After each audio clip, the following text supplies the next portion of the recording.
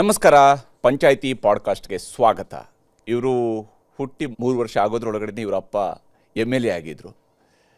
ಇವರು ಹೈಸ್ಕೂಲ್ ಹೋಗೋದಕ್ಕಿಂತ ಮುಂಚಿತವಾಗಿಯೇ ಕರ್ನಾಟಕದ ಮುಖ್ಯಮಂತ್ರಿ ಕೂಡ ಆಗಿದ್ದರು.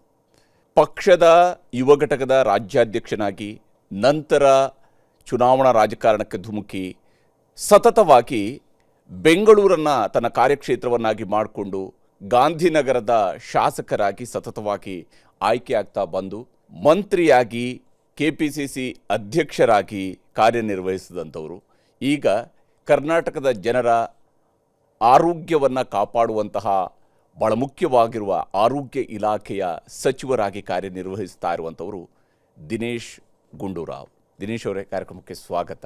ನಮಸ್ಕಾರ.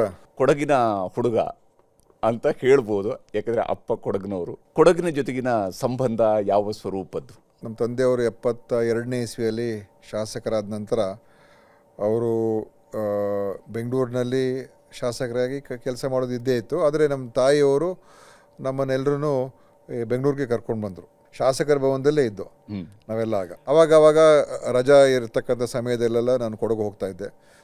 ನಮ್ಮ ಅಜ್ಜವ್ರ ಮನೆಯಲ್ಲಿ ಅಲ್ಲಿ ಉಳಿತಾ ಇದ್ದು. ಆದರೆ ಸಂಪರ್ಕ ಅಷ್ಟೊಂದು ತೀವ್ರವಾಗಿರಲಿಲ್ಲ. 3 ವರ್ಷ ಇದ್ದಾಗಲೇ ನಿಮ್ಮ ಅಪ್ಪ MLA ಕೂಡ ಆದರು. ಅಪ್ಪ ಯಾವ ರೀತಿಯಾದಂಥ ಇನ್ಫ್ಲುಯೆನ್ಸ್ ನಿಮ್ಮ ಮೇಲೆ? ಅಪ್ಪ ಅವ್ರದ್ದು ಏನಂತ ಹೇಳಿದ್ರೆ, ಚಿಕ್ಕ ವಯಸ್ಸಿನಲ್ಲಿ ಅವರು ಬಹಳ ದೊಡ್ಡ ಜವಾಬ್ದಾರಿಗಳನ್ನು ಅವರು ಶಾಸಕರಾಗಿ, ಆಮೇಲೆ ಸಚಿವರಾಗಿ, ವಿರೋಧ ಪಕ್ಷ ನಾಯಕರಾಗಿ ಮತ್ತು ಮುಖ್ಯಮಂತ್ರಿ, ಅದರಿಂದ ಸಮಯ ಕಮ್ಮಿ ಇತ್ತು. ನಮಗೆ ಹೆಚ್ಚು ಸಮಯ ಸಿಕ್ಕಿದ್ದು ಅವರು 83 ಆದ ನಂತರ.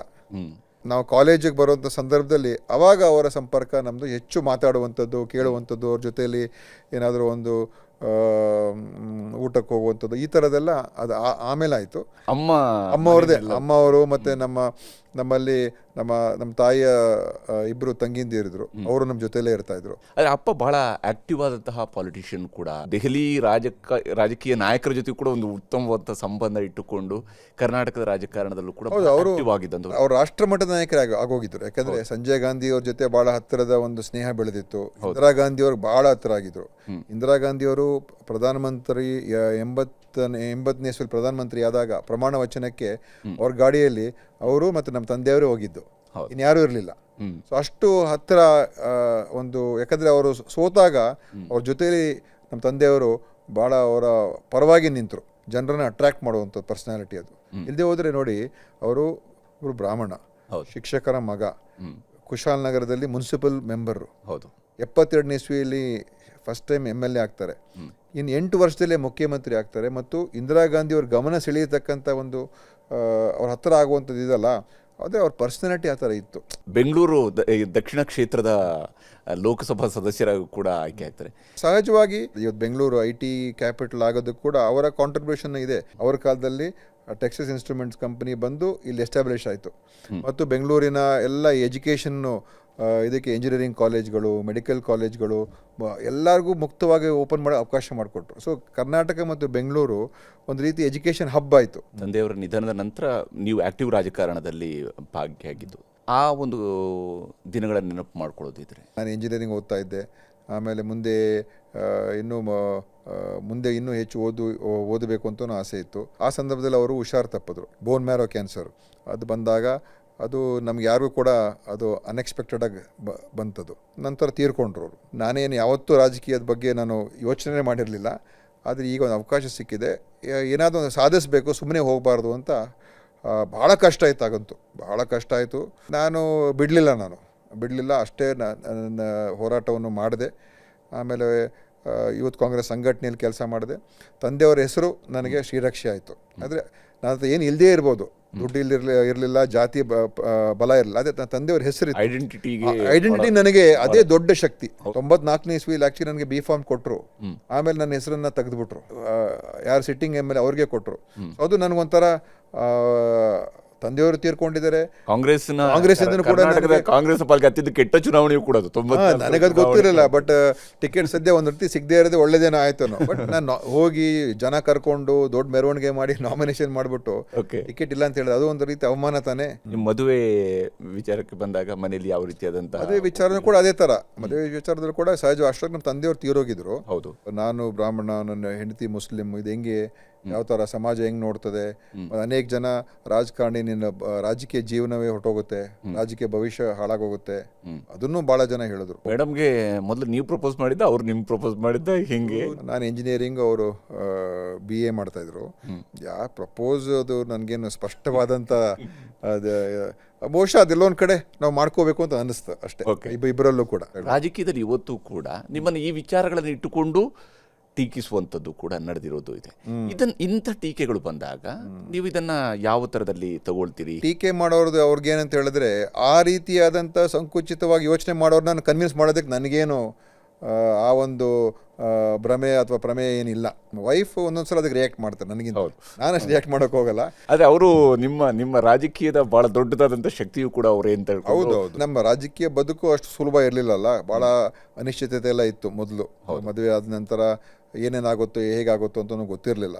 ಆ ಸಂದರ್ಭದಲ್ಲಿ ಭಾಳ ನನಗೆ ಸಹಕಾರ ಕೊಟ್ಕೊಂಡು ಬಂದರು.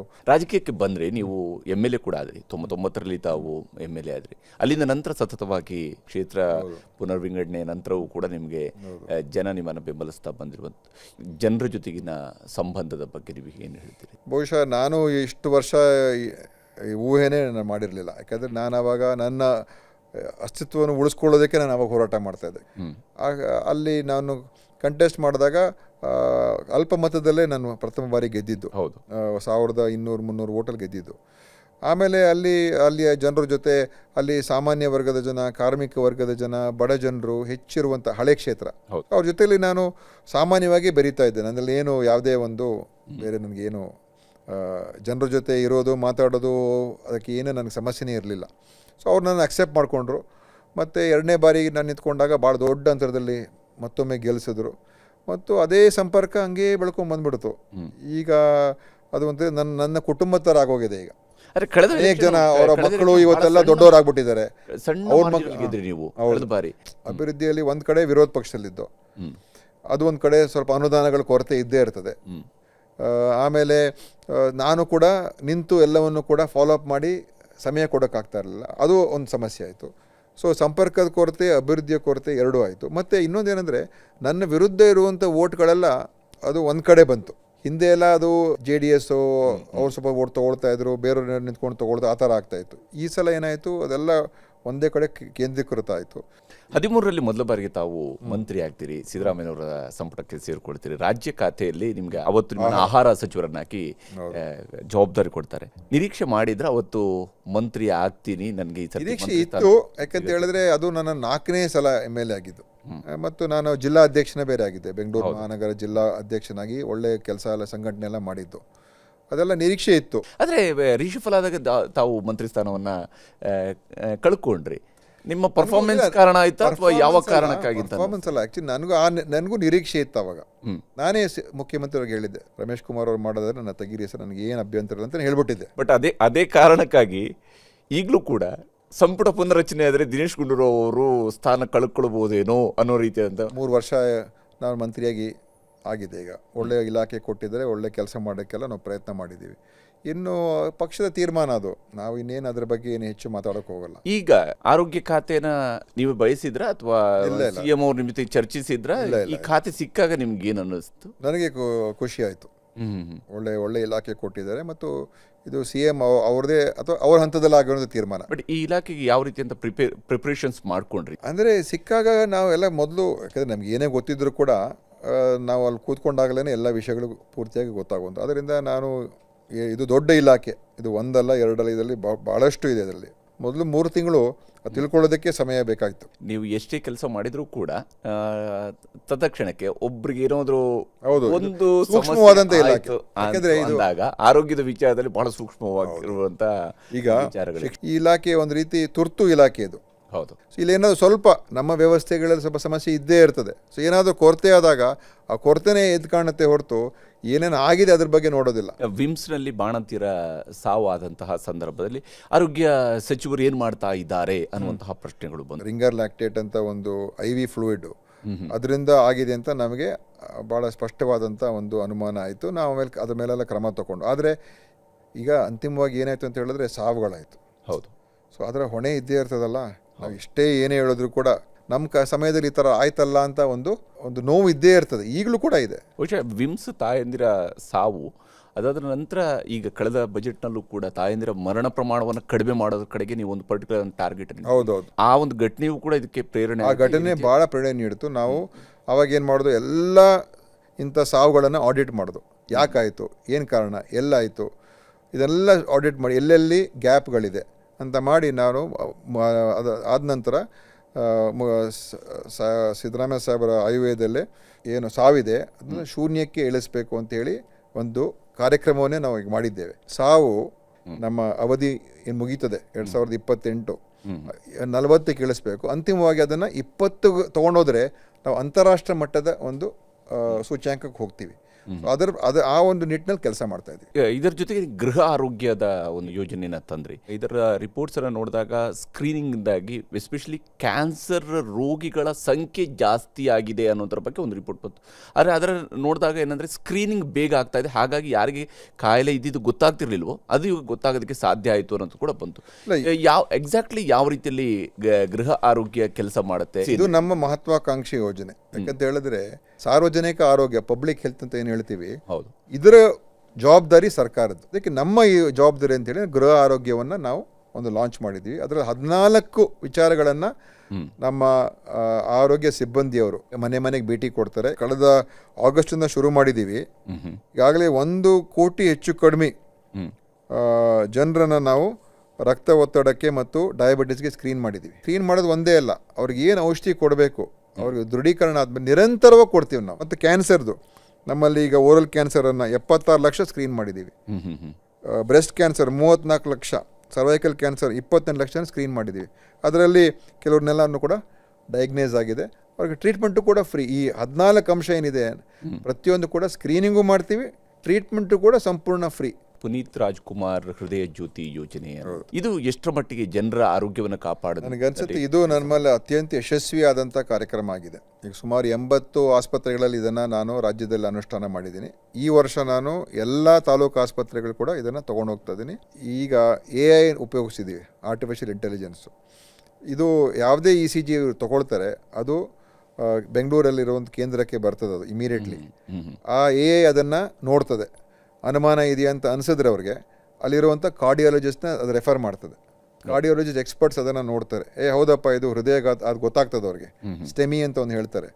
ಸೊ ಇದು ಹೃದಯಘಾತ, ಕ್ಲಾಟ್ ಇದ್ದರೆ ನಿಮ್ಮ ಒಂದು ಆರ್ಟರಿಯಲ್ಲಿ ಆ ಕ್ಲಾಟ್ ಇದ್ದರೆ ಅದನ್ನು ಕರಗಿಸ್ಬೇಕು, ಇಲ್ಲದೆ ಹೋದರೆ ಬ್ಲಡ್ ಫ್ಲೋ ಆಗ್ತಾ ಇರೋದಿಲ್ಲ, ಅದಕ್ಕೆ ಆಮೇಲೆ ಹಾರ್ಟ್ ಅಟ್ಯಾಕ್ ಆಗುವಂಥದ್ದು. ಸೊ ಈ ಒಂದು ಇಂಜೆಕ್ಷನ್ ನಾವು ಕೊಟ್ಟಿದ್ದೀವಿ, 24-25 ಸಾವಿರ ಒಂದೊಂದು ಇಂಜೆಕ್ಷನ್ ಫ್ರೀ. ಅದು ಕೊಟ್ಟಿದ ತಕ್ಷಣ ಆ ಕ್ಲಾಟ್ ಕರಗ್ತದೆ. ನಂತರ ಮುಂದೆ ಏನು ಮಾಡ್ಕೋಬೇಕು ಅವ್ರು ಸಮಯ ಸಿಗ್ತದೆ. ಸುಮಾರು 12 ಲಕ್ಷ ಹೆಚ್ಚು ಕಡಿಮೆ ECGಗಳು ನಾವು ತೊಗೊಂಡಿದ್ದೀವಿ. ಕ್ರಿಟಿಕಲ್ ಅಂತೇಳಿ 67,000 ಜನರಿಗೆ ಕೂಡಲೇ ನೀವು ಚಿಕಿತ್ಸೆ ಪಡ್ಕೋಬೇಕು ಅಂತ ಹೇಳಿದ್ದಾರೆ. ಮತ್ತು ಈ ಸ್ಟೆಮಿಯಲ್ಲಿ ಇಂಜೆಕ್ಷನ್ಗಳನ್ನು ಸುಮಾರು 18,000 ಜನರಿಗೆ ಕೊಟ್ಟಿದ್ದಾರೆ. ಸೊ ನನಗಿದು ತುಂಬ ಹೆಮ್ಮೆಯ ಒಂದು ಕಾರ್ಯಕ್ರಮ, ಪುನೀತ್ ರಾಜ್ಕುಮಾರ್ ಹೃದಯ ಜ್ಯೋತಿ. ಆದರೆ ಈಗ ಹೃದಯ ಸಂಬಂಧಿತವಾದಂಥ ಕಾಯಿಲೆಗಳಿಗೆ ಸಂಬಂಧಪಟ್ಟಂತೆ ಈಗ ಕರ್ನಾಟಕದಲ್ಲಿ ದೇಶಕ್ಕೆ ಮಾಡೆಲ್ ರೀತಿಯಲ್ಲಿ ನಮ್ಮ ಜಯದೇವ ಆಸ್ಪತ್ರೆ ಕೆಲಸ ಮಾಡ್ತಾರೆ. ಅದನ್ನು ಇವಾಗ ವಿಸ್ತರಣೆ ಮಾಡಿ ಮೈಸೂರಿನಲ್ಲಿ ಒಂದು ಕೇಂದ್ರ, ಕಲಬುರಗಿಲಿ ಒಂದು ಕೇಂದ್ರ, ಈ ಮೂಲಕ ರಾಜ್ಯದ ಬೇರೆ ಬೇರೆ ಭಾಗಗಳಲ್ಲಿ ಚಿಕಿತ್ಸೆ ಕೊಡಿಸೋದು. ಆದರೆ ಕ್ಯಾನ್ಸರ್ಗೆ ಸಂಬಂಧಪಟ್ಟಂತೆ ಇವತ್ತು ಕೂಡ ಬರೀ ಮೇನ್ ಆಗಿ ಇರುವಂಥದ್ದು ಯಾವುದು ಅಂದರೆ ಕಿದ್ವಾಯಿಗೆ ಹೋಗಬೇಕು ಅನ್ನುವಂತಹ ಪರಿಸ್ಥಿತಿ ಇದೆ. ನಮ್ಮಲ್ಲಿ ಇರುವಂಥ ಜಿಲ್ಲಾಸ್ಪತ್ರೆಗಳಲ್ಲಿ ಡೇ ಕೇರ್ ಕಿಮೋಥೆರಪಿ ಕೇಂದ್ರಗಳನ್ನು ಮಾಡಿದ್ದೀವಿ. ಕ್ಯಾನ್ಸರನ್ನು ಯಾವ ರೀತಿಯಾದ ಚಿಕಿತ್ಸೆ ನೀಡಬೇಕು ಅಂತ ನಮ್ಮಲ್ಲಿ ಎಕ್ಸ್ಪರ್ಟ್ಸ್ ಇರೋದಿಲ್ಲ. ಆದರೆ ಒಂದ್ಸಲ ನಿಮಗೆ ಕ್ಯಾನ್ಸರ್ ಇದೆ, ನಿಮಗೆ ಕಿಮೋಥೆರಪಿ ತೊಗೋಬೇಕು ಅಂತ ದೃಢೀಕರಣ ಆದಾಗ ಈಗ ಭಾಳ ದೂರದಿಂದ ಅವರು ಕಿದ್ವಾಯಿಗೆ ಬರಬೇಕು ಅಥವಾ ಭಾಳ ದೂರದಿಂದ ಮೈಸೂರಿಗೆ ಹೋಗಬೇಕು, ಅದನ್ನು ತಪ್ಪಿಸುವಂಥದ್ದು. ಪ್ರಧಾನಮಂತ್ರಿ ಮೋದಿಯವರು ಇದನ್ನು ಘೋಷಣೆ ಮಾಡಿದ್ರು, ಇಡೀ ದೇಶದಲ್ಲಿ ಮಾಡ್ತೀವಿ ಅಂತ. ಆದರೆ ನಾವು ಅದರ ಹಿಂದಿನ ವರ್ಷವೇ ಈ ಕಾರ್ಯಕ್ರಮವನ್ನು ತೊಗೊಳ್ಬೇಕು ಅಂತ ಮಾಡಿಬಿಟ್ಟಿದ್ದು.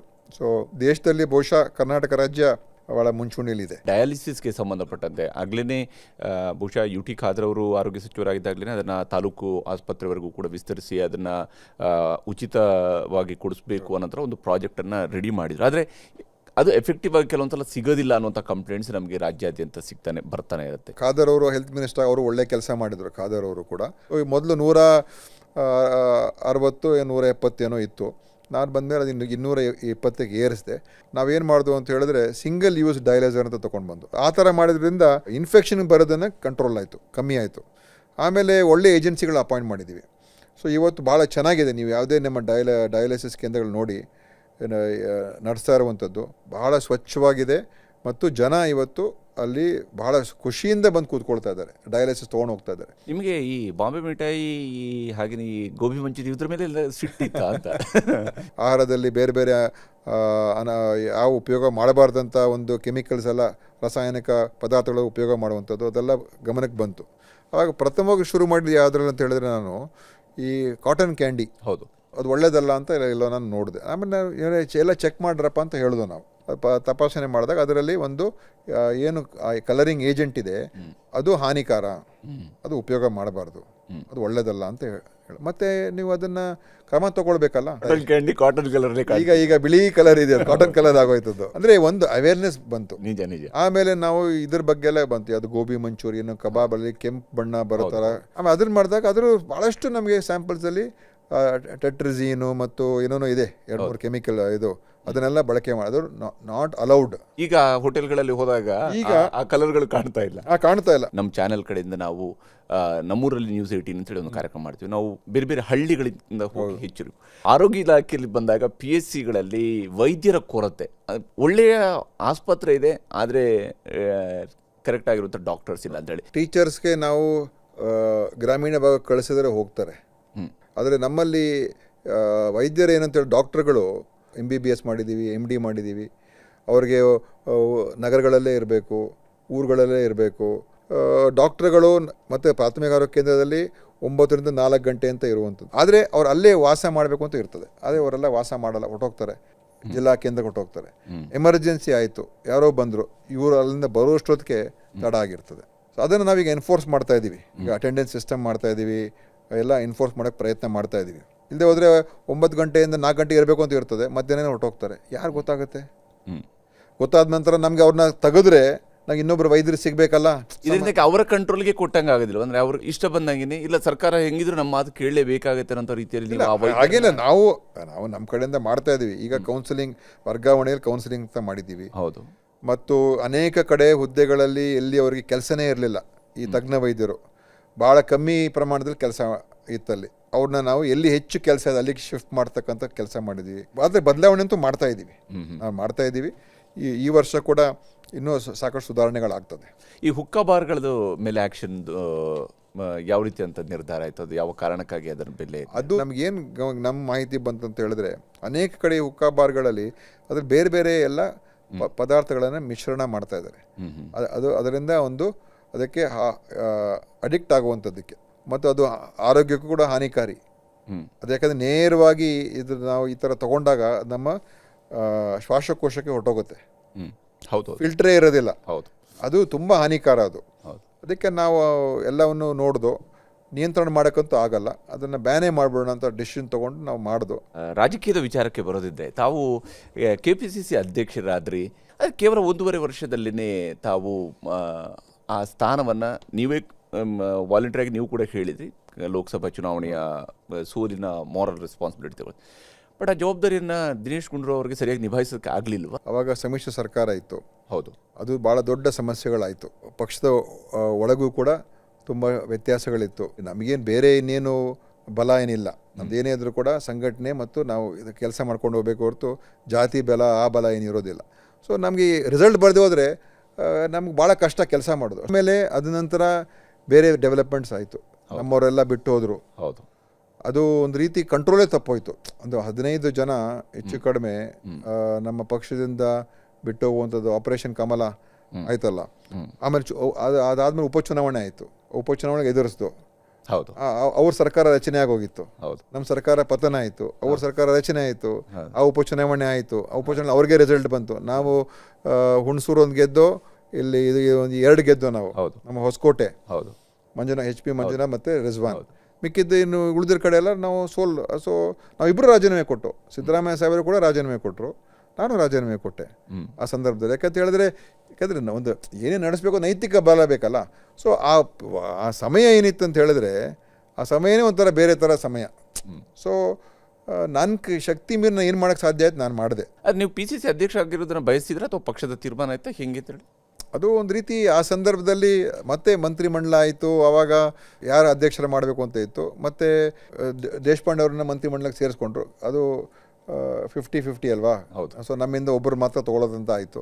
ನಾನೇನು ಅವಾಗ ನಿರೀಕ್ಷೆ ಮಾಡಿರಲಿಲ್ಲ. ಅದೇ ಕಾರ್ಯಾಧ್ಯಕ್ಷನಾಗಿ ಕೆಲಸ ಮಾಡಿದ್ದೆ, ಚೆನ್ನಾಗಿ ಕೆಲಸ ಮಾಡಿದ್ದೆ. ಕಾರ್ಯಾಧ್ಯಕ್ಷನಾಗಿ ಜನರಿಗೆ ಚೆನ್ನಾಗೆಲ್ಲ ವರ್ಕ್ ಮಾಡಿದರು ಅಂತ ಅದೊಂದು ಅಭಿಪ್ರಾಯ ಇತ್ತು. ಸೊ ಆ ಥರ ಪಕ್ಷದ ಸೀನಿಯರ್ಸ್ ಇಂದ ಎಷ್ಟು ಮಟ್ಟಿಗೆ ಸಹಕಾರ ಇತ್ತು? ಸಹಕಾರ ನನಗೇನು ತೊಂದರೆ ಇರಲಿಲ್ಲ. ಸಹಕಾರ ವಿಚಾರದಲ್ಲಿ ನನಗೆ ಏನೂ ಸಮಸ್ಯೆ ಆಗಲಿಲ್ಲ. ಎಲ್ಲ ಎಲೆಕ್ಷನ್ ನಾವು ಮುನ್ಸಿಪಾಲಿಟಿ ಎಲ್ಲ ಗೆದ್ದು ಆ ಸಮಯದಲ್ಲಿ ನಾವೇ ನಂಬರ್ 1 ಬಂದು. ಆಮೇಲೆ ಈ ಪಾರ್ಲಿಮೆಂಟ್ ಎಲೆಕ್ಷನ್ ಬಂದಾಗ, ಸೊ ಪಾರ್ಲಿಮೆಂಟ್ ನೋಡಿ ರಾಜಸ್ಥಾನಲ್ಲಿ 0 ಬಂತು, ಮಧ್ಯಪ್ರದೇಶ್ 0 ಬಂತು. ನಾನು ಇಲ್ಲದೆ ಹೋಗಿದ್ರೆ ಇನ್ನೊಬ್ರು ಇದ್ದರೆ ಗೆಲ್ಲಿಸ್ಬಿಡ್ತಾ ಇದ್ರಾ ಇಲ್ವಾ ಅದು ಗೊತ್ತಿಲ್ಲ, ಅದು ಹೇಳೋಕ್ಕಾಗಲ್ಲ. But result is result.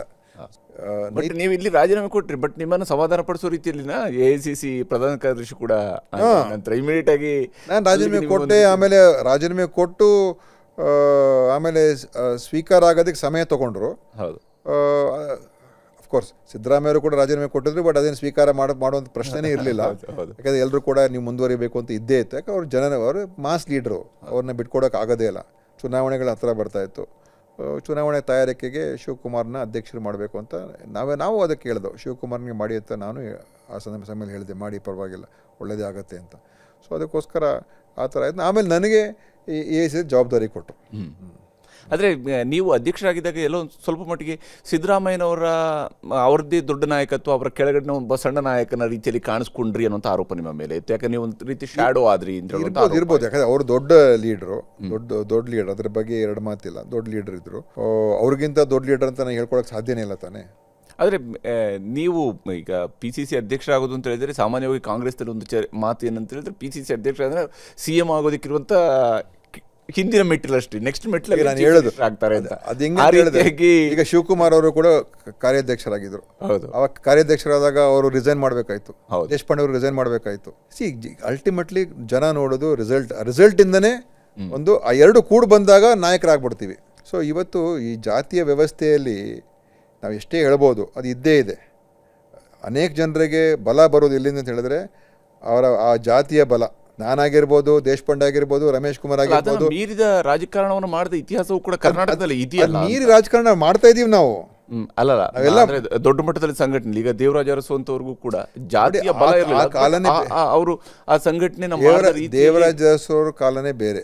ಜಾತ್ಯತೀತ ಮನೋಭಾವದಲ್ಲಿ ನೀವು ಮಾತಾಡ್ತಾ ಇರ್ತೀರಿ. ಹಾಗಿದ್ರು ಕೂಡ ಜಾತಿಯ ಮೂಲಕ ಗುರುತಿಸುವಂತಿದ್ದೇ ಇರುತ್ತೆ. ನಿಮಗೆ ಮಂತ್ರಿಯನ್ನ ಮಾಡುವಾಗ ಕೂಡ ಬ್ರಾಹ್ಮಣ ಕೋಟಾದಲ್ಲಿ ನಿಮ್ಮನ್ನ ಮಂತ್ರಿ ಮಾಡ್ತಾರೆ ಹೊರತು ದಿನೇಶ್ ಗುಂಡೂರಾವ್ ಯಾವುದೋ ಲೆಕ್ಕ ಇದೆ.